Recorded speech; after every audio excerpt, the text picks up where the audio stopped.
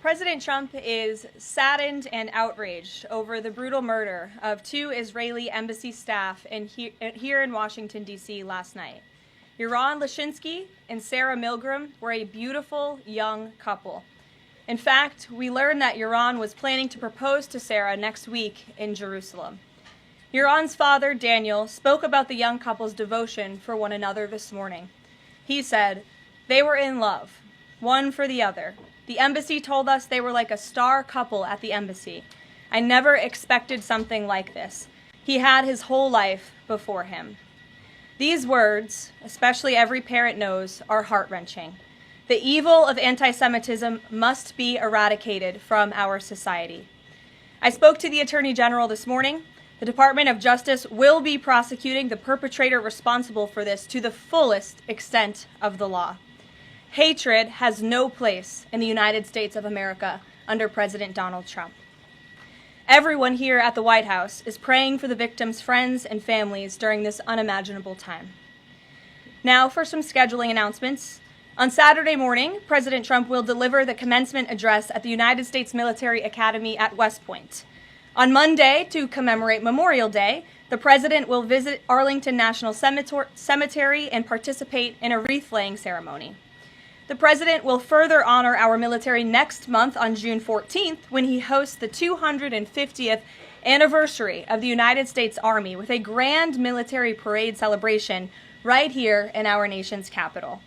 President Trump will be joined by veterans, active duty troops, wounded warriors, Gold Star families, and patriotic Americans from across the country to celebrate our heroes who have kept us safe. Tickets for the parade and the celebration are available through the America 250 Commission's event registration portal. It will be a truly historic and special day for our country. After the parade, President Trump will travel to the G7 Leaders Summit in Canada from June 15th through the 17th. We will be sending additional logistics information out after the briefing. Last night, Republicans in the House passed the One Big Beautiful Bill Act, the most significant piece of legislation in years. There were a lot of good faith negotiations in the Republican conference leading up to the final passage, but as always, President Trump came in at the end to bring all sides together and get this deal done. This One Big Beautiful Bill will implement President Trump's Make America Great Again agenda by delivering the largest tax cut in American history for middle-class families, the working class, and small businesses. The One Big Beautiful Bill fulfills President Trump's promises of no tax on tips, which was applauded today by the CEO of Uber, no tax on overtime, a Made in America auto tax break, Trump savings accounts for newborn babies, and substantial tax cuts for our amazing seniors' Social Security benefits. The One Big Beautiful Bill will permanently secure the border by delivering the largest border security investment in history, funding at least 1 million annual removals of illegal aliens to carry out the largest deportation campaign ever, finishing the Trump border wall, and giving pay raises and bonuses for our incredible ICE and Border Patrol agents. The One Big Beautiful Bill protects the Medicaid program and its benefits for the most vulnerable Americans that the program was designed for, by kicking off 1.4 million illegal aliens from receiving benefits and implementing common sense work requirements for able-bodied Americans. The One Big Beautiful Bill also helps get our fiscal house in order by carrying out the largest deficit reduction in nearly 30 years with $1.6 trillion in mandatory savings. Every single Democrat in the House of Representatives who voted against all of these common sense and massively popular policies. The Democrat Party has never been more radical and out of touch with the needs of the American people. The One Big Beautiful Bill is the final missing piece toward ushering the golden age of America. The Senate should pass this as quickly as possible and send it to President Trump's desk for a final signature. After today's briefing, President Trump will hold a Make America Healthy Again event alongside Secretary Kennedy and several other cabinet secretaries to unveil the Maha Commission report. President Trump wants every child in America to grow up and to live a long and healthy life. That's why he's working alongside Secretary Kennedy to end the chronic disease epidemic to keep our children healthy, safe, and disease-free. The Maha Commission report is a historic assessment the first of its kind by any presidential administration, of current evidence and research about the health crisis affecting America's children. This report is a review of pre-existing research to comprehensively assess what we understand about our health problems and what we don't understand, and how we can find those answers. All of the findings will be based on the gold standard of science. And I think I speak for all MAHA moms across the country when I say we look forward to the president's event and remarks later this afternoon. And as we head into the Memorial Day weekend, a quick update on gas prices. According to the fuel savings platform Gas Buddy, the national average price of gasoline is expected to be $3.08 on Memorial Day. We expect that to continue to decline because of the president's energy policies. But this is down from Memorial Day last year. And adjusted for inflation, it's the second cheapest price for a gallon of gas on Memorial Day since 2003, thanks to President Trump. And finally, in other news, the Department of Homeland Security conducted a deportation flight from Texas to remove vicious illegal criminals in the United States. All of these individuals were sent, or are trying to be sent, to a third country. And President Trump promised to get vicious illegal alien murderers, rapists, and pedophiles like these out of our country, and he is trying to deliver on this promise. But no matter how upset this makes Democrats, we will continue to deport these monsters to keep Americans safe. And here are the heinous individuals who were on that flight. A Cuban national, convicted of homicide, armed robbery, false impersonation of an official, kidnapping, and robbery strong arm. A Cuban national convicted of attempted first-degree murder with a weapon. A citizen of Laos convicted of first-degree murder and robbery. A Mexican national convicted of second-degree murder. A citizen of South Sudan convicted of robbery in the possession of a firearm. A citizen of Burma convicted of lascivious acts with a child less than 12 years old. A citizen of Burma convicted of first-degree sexual assault involving a victim mentally and physically incapable of resisting. It's disgusting. And a Vietnamese national convicted of first-degree murder. Now, a liberal activist district court judge in the city of Boston, Massachusetts, is trying to force the President of the United States to bring these monsters back to our country. Judge Brian Murphy is ordering the Department of Homeland Security to give these illegal criminals 15 days to reopen their immigration cases with access to phones and attorneys. Every single one of these individuals, I will add, had final orders of removal from our country. And now Judge Murphy is forcing federal officials to remain in Djibouti for over 2 weeks, threatening our U.S. diplomatic relationships with countries around the world, and putting these agents' lives in danger by having to be with these illegal murderers, criminals, and rapists. This is completely absurd. Judge Brian Murphy is not the Secretary of State. He is not the Secretary of Defense or the Commander-in-Chief. He is a district court judge in Massachusetts. He cannot control the foreign policy or the national security of the United States of America, and to suggest otherwise is being completely absurd. According to new reporting about this judge, he's a registered Democrat in Massachusetts who during his Senate confirmation hearings failed to disclose his ties to a radical left-wing organization that claimed the word illegal to describe illegal aliens was inherently prejudicial. This massive judicial overreach by Judge Murphy is part of the same opposition our administration has faced since day one. Radical left-wing judges are egregiously trying to stop President Trump from using his core constitutional powers as head of the executive branch and commander-in-chief. These judicial activists want to unilaterally stop President Trump from deporting foreign terrorists and keeping the American people safe. Nearly 80 million Americans re-elected this president to deport illegal criminals from our homeland, and polling consistently shows that 90% of Americans want illegal alien criminals, especially those with final orders of removal from our country, who have chosen to continue to stay here illegally. Americans want these people sent home. We hope the Supreme Court will continue to rein this in as soon as possible to restore proper constitutional order in our country. We'll take some questions. And here in our new media seat today, we have Jillian Michaels. She's a renowned personal health expert. I know all of you know her. I certainly do, watching fitness videos growing up. And a media powerhouse who continues to expand her reach with her podcast, Keeping It Real. Jillian, I know you're here today for the Make America Healthy Again event. We're proud to welcome you to the White House. Thanks for being in the briefing. Why don't you go ahead? Thank you for having me. As a Maha mom yourself, how do you interpret the significance of this report in terms of delivering measurable health improvements for Americans and their kids, and what specific actions does the administration plan to take in response to it? Sure. Well, thank you for the question. And again, thank you very much for being here.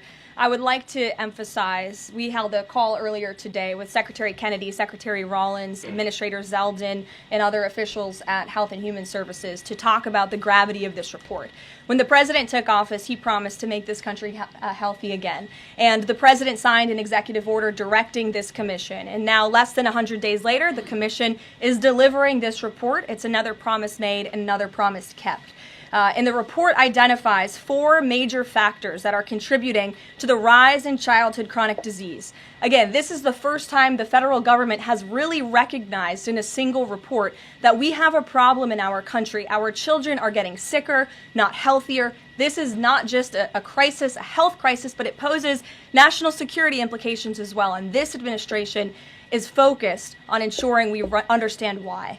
The 4 factors contributing to the report, as you will all hear from the president later, are number 1, poor diet, a robust discussion about ultra-processed food that are dominating our children's diets, environmental chemical exposure, plastics and other chemicals that are unfortunately a part of our daily American life. It talks about the lack of physical activity and chronic stress, and how technology-driven lifestyles are contributing to the decline of our children's physical and mental health. And then lastly, the report touches on the over-medicalization that's taking place in our American society, nowhere else in the world, but just right here in the United States of America. And the report directs the entire administration to understand why these issues are happening and what public policy can the administration implement to ensure that we are fostering a more healthy country for our children. So I'll leave it at that and let the president and his team speak more about this historic report later. But this should be good news for everyone. I don't care what your politics are. We should all agree that we want our children to be healthy and safe, and we want our food supply to be healthy and safe. We have the best farmers and ranchers in the world right here in the United States of America, and we have the best workers in the world. We have the best people in the world, but unfortunately we have a health crisis that's been plaguing us for too long, and this report speaks to the heart of it. You're welcome. Thanks for being here. Garrett, go ahead. Karoline, you guys are very proud of your record on transparency. I have 2 transparency-related questions for you. Sure. On the president's dinner tonight, will the White House commit to making a list of the attendees public so people can see who's paying for that kind of access to the president? Well, as you know, Garrett, this question has been raised with the president. I have also addressed the dinner tonight. The president is attending it in his personal time. It is not a White House dinner. It's not taking place here at the White House. But certainly I can raise that question and try to get you an answer for it. Okay. And on the Qatari aircraft, the Air Force has said they're going to classify all the information about the work that has to get done to bring it up to snuff to be Air Force One. Previous Air Force One contracts, including the one that the president entered into in 2018, are public. That's available knowledge. Will the White House commit to releasing who's doing that work and the cost of that work? I understand that some elements might be classified about specific systems, but will you commit to releasing that basic information so people can see ultimately what this costs? Well, Garrett, as you know, that's a question for the Department of Defense and the United States Air Force, who is accepting this jet as part of their fleet. Declassify anything he wants. Well, you'll have to ask the Department of Defense and the United States Air Force, who is accepting this jet as part of its fleet. Peter. The president can declassify anything that he wants. Has he looked to see if there are any records here that would contradict what we've been told about Joe Biden's decline?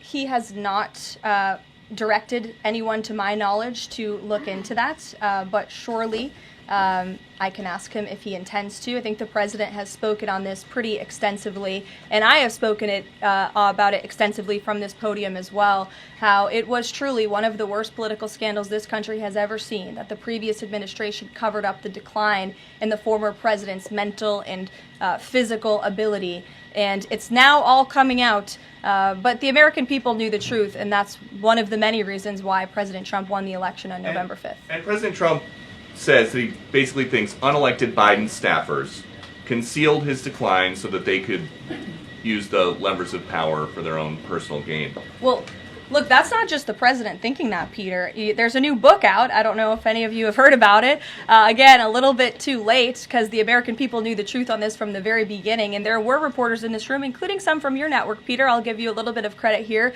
who have said that clearly Joe Biden's staffers were engaging in this cover-up. So this is common sense. This isn't the president making it up. These are facts that are now finally being revealed. Right, and I'm not saying the president's making it up, but he specifically talks about the auto pen. He thinks that staffers were using this auto pen. Is there some kind of like a badge that you have to swipe to use an auto pen? Is there a record of that? I can tell you here at this White House, the president signs any document that has legal implications. The president signs every executive order. He signs every proclamation. He signs pretty much every document that is needed for the president's signature, with the exception of maybe some letters to children. From what we have heard and seen, that was not the case in the previous administration, and the president is raising good questions that are worth looking into. And as for Maha, I'm going to take a sip of water, if that's okay with you guys. Go ahead. Thanks, Caroline. Back to the presidential gala tonight.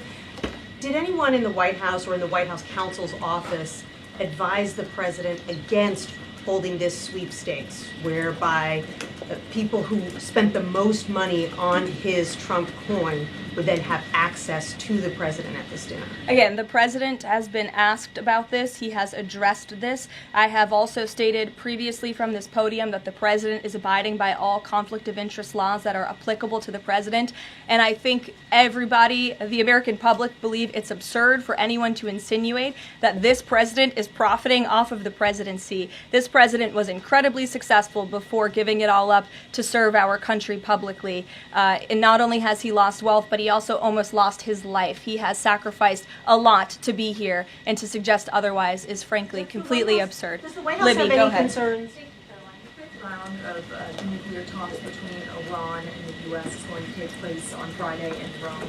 What is the president anticipating ahead of that? And if a deal doesn't come from that meeting, is he going to walk away? Well, I'm glad you brought up Iran, because I do have an update. The president spoke to Prime Minister Benjamin Netanyahu today.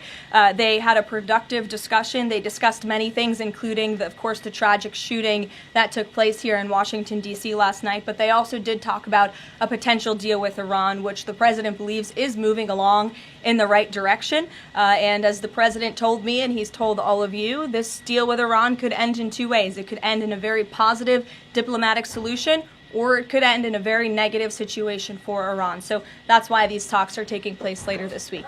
Yamish, good to see you. Hi, good. Thanks for taking the question. Sure. The president showed a video that he said showed more than 1,000 burial sites of white South Africans that he said were murdered. We know that that was not true and that the video wasn't showing that. So I wonder, why did the president choose to show that? What's not true, Yamish? It's not true that the video was showing a burial site. It is unsubstantiated that that's the case. No, it is true that that video showed the crosses that represent. Which is what the president claimed. The video showed images of crosses in South Africa about white farmers who have been killed and politically persecuted because of the color of their skin. And those crosses are representing their lives. Those crosses are representing their lives in the fact that they are now dead, and their government did nothing about it. Are you disputing that there's no... Disputing the fact that the video showed what the president claimed it showed, because it did not show that. But even more, what I'm asking you is who at the White House... No, it did show that. It showed white crosses representing people who have perished because of racial persecution. Verify the videos that the president shows, and what protocols are in place when there's unsubstantiated information being put out for the world and world leaders to Yamish, show? what's unsubstantiated about the video? The video shows crosses that represent the dead bodies of people who were racially persecuted by their government. In fact, the Associated Press, of all places, has a picture of that very monument, and the caption from the Associated Press is, "Each cross marks a white farmer who has been killed in a farm murder." So it is substantiated, not just by that video and the physical evidence that everybody saw on display in the Oval Office, but also by another outlet in this room, the Associated Press. So you should take it up with them if you believe the claim is unsubstantiated, and that's a ridiculous line of questioning. John, go ahead. Go ahead, John. Thank you, Caroline. The big, beautiful bill now goes to the Senate. Does, yes. A lot of the Republican senators have promised amendments that will water this thing down dramatically. What is the president's level of tolerance for their amendments to water it down, and what will be the action taken for some of the amendments that the president does not want? Sure. Well, the One Big Beautiful Bill is named the One Big Beautiful Bill for a reason, because it is a one big beautiful bill that encompasses just about everything this president could want for the American public. It delivers on so many of his core campaign promises. So surely we want to see those campaign promises signed into law. And as the president put in his Truth Social post this morning, and as he said to me, we can celebrate this past the House for a couple of hours, but now it's time for the Senate to get to work. The president has a great relationship with Senate Majority Leader Thune, and of course so many friends on the Senate side of the Hill, and he's expecting them to get busy on this bill and send it to his desk as soon as possible. Phil. Thank you. Given that the president said the other day the SALT cap, we don't want to benefit Democratic governors, if the Senate was to reduce that SALT cap or make any type of changes, would he support that, or is this a situation where done is beautiful and he just wants to pass it? Well, look, it's a hypothetical question, obviously. Negotiations. Well, correct, and the bill passed, didn't it? So now it's off to the Senate where additional negotiations will take place, and we'll see how it goes. Michael. Thank you, Caroline. Two questions on the beautiful bill. One of the campaign promises from President Trump was no tax on Social Security. Now, due to congressional rules, that wasn't able to be included in this bill. How does the president plan to follow through on that campaign promise? Well, this bill did address taxes for our seniors. It actually allows them to take off significant money from their Social Security payments, get more money back, I should say, put more money in their pockets for various reasons. So this bill delivers on that promise. That's the view of the White House. Secondly, you had two Republicans last night that voted against this bill, Congressman Massey and Davidson. Does the president think that they should be primaried? I believe he does, and I don't think he likes to see grandstanders in Congress. What's the alternative? I would ask those members of Congress. Did they want to see a tax hike?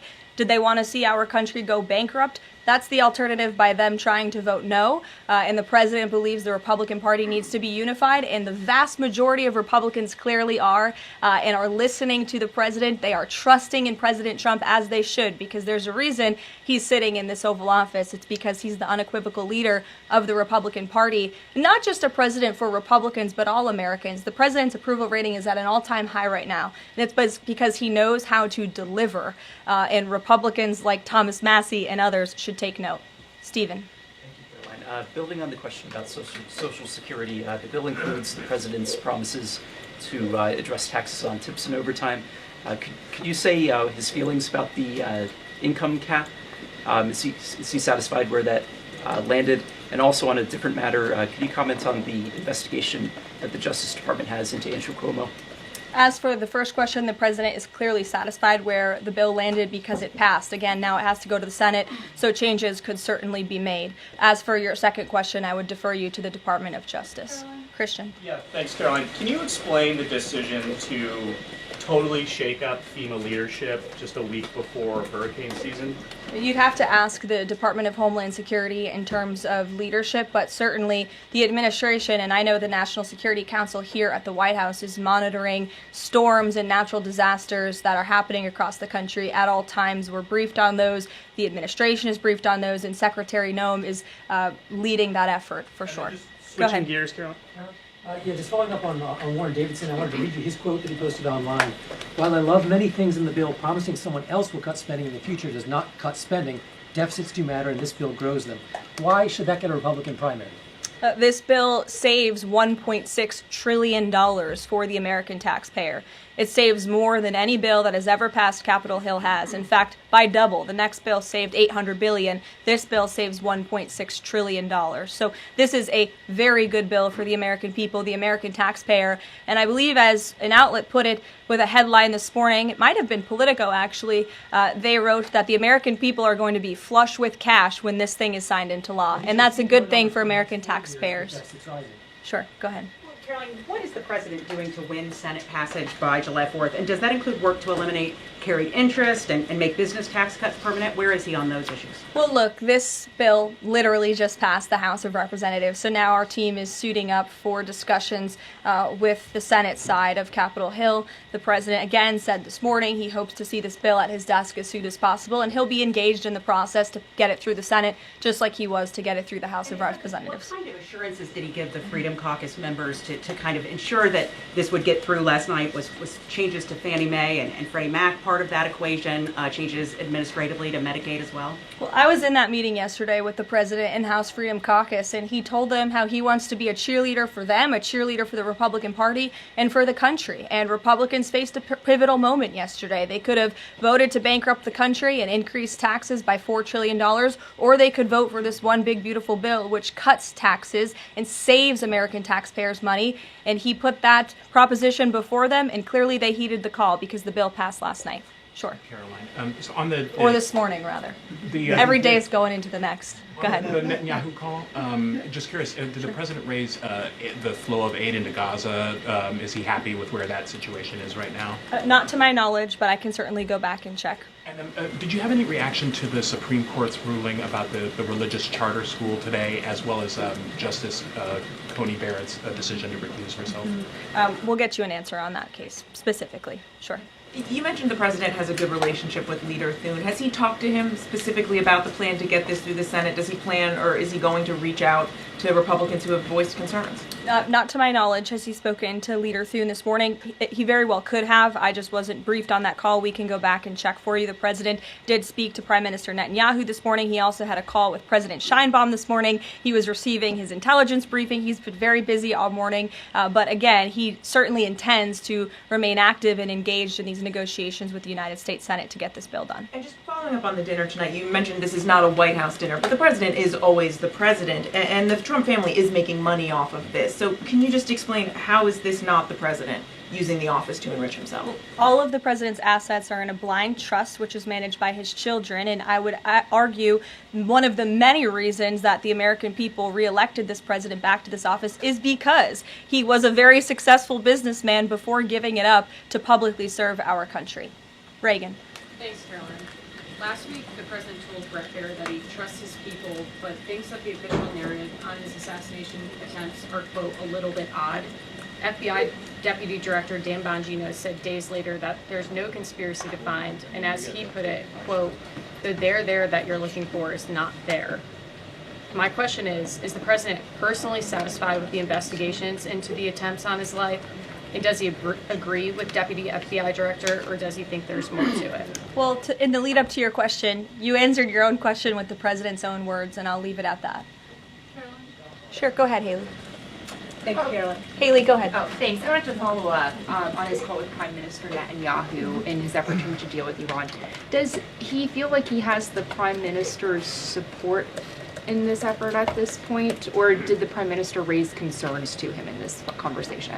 I won't get further into the private discussion between the president and the Prime Minister, but surely they have a good relationship, one that's built on transparency and trust. And the president has made it very clear to not just Prime Minister Netanyahu, but also the world, that he wants to see a deal with Iran struck, if one can be struck. He does not want to have to take the latter option, the more severe and negative option. He wants to see a deal. The president is a deal maker, and he believes strongly in diplomacy, and he's made that clear to the Prime Minister, but also to all of you and, frankly, the rest of the world. Mary. Thank you, Caroline. Sure. Two questions, one on the terror attack last night and then another on the big, beautiful bill. Do you or President Trump have a message to politicians like Ilhan Omar, who only this morning explicitly avoided condemning this act of terror? It's despicable. And frankly, we have seen a rise in anti-Semitic protests, of pro-Hamas protests, of terrorist sympathizers. We saw them on our college campuses, and we've seen the Democrat Party turn a blind eye and in some cases actually embrace such anti-Semitic illegal behavior. And that's why this administration has done more than any administration in history to crack down on anti-Semitism. As you know, in January, when the president took office, he signed a new executive order to combat anti-Semitism. He created a commission focused on doing just that. The Justice Department announced their task force as well. The Secretary of State, Marco Rubio, has revoked thousands of student visas from campuses where these pro-Hamas terrorist campus agitators and violent protests took place. And we've also withheld funding from those very campuses as well in an effort to combat anti-Semitism. So the president's made it very clear that such hatred will have no place in our country. Thank you. And then on the big, beautiful bill, I know there's a provision that the House included that defunds Planned Parenthood, not only because of the fact that it's the nation's largest abortion provider, but also because it's, I think, the biggest distributor of transgender hormones right now, even to minors, according to Live Action. So is the president committed to making sure that provision stays in the Senate? The president has maintained a very clear commitment to ensuring that this administration and the American people's tax dollars are not funding any institution. That includes hospital systems that are funding the chemical castration and mutilation of children. We're not going to tolerate taxpayer dollars going to such efforts. Sure. Thanks, Caroline. You mentioned at the top of the briefing that the migrants were to be sent to a third country. I was just wondering, could you share any more on, which countries the administration has struck these agreements with, and what that agreement with South Sudan specifically looks like? Well, first of all, I won't litigate foreign policy from the podium, but what I will reiterate is the absurdity of this ruling from a district court judge in Boston who is just creating new immigration laws out of thin air. This administration, let me be very clear, because there have been a lot of fake headlines about this deportation flight over the last 2 days. This administration has complied with all court orders. And the individuals whose names I just revealed and whose criminal histories I just spoke of that are on this flight, every single one of them had a final order of removal from our country. In fact, one of these violent illegal criminals had a final order of removal given to him in 1999. It's 2 years after I was born. This individual, this criminal, has been living in our country for an entire generation. And now we have a district court judge who is trying to tell the president and the Secretary of State and the Secretary of Homeland Security that an illegal criminal murderer who's been hiding in the shadows in our country for nearly 30 years cannot be deported from United States soil. That not only is undermining our entire immigration system, but it is also undermining our diplomatic negotiations with countries around the world. How are countries on this earth supposed to trust the United States government in these good faith diplomatic negotiations when these countries accept these repatriation flights?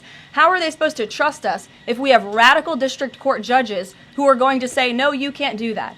And now these illegal criminal murderers and rapists have to sit in Djibouti with our ICE agents who now have to sit there for more than 2 weeks without the proper resources. This judge is not only undermining our immigration system, undermining our foreign policy and our national security, but this judge is undermining the safety of the ICE agents who are putting their lives on the line to remove this list of illegal criminal terrorists. It's truly despicable what's happening in our court system, and the president and this administration hope that the Supreme Court will do what it needs to do to rein in these liberal activist judges. And the Supreme Court has already said it is well within the president's purview to dictate foreign policy, and a radical district court judge should not be getting in the way of that.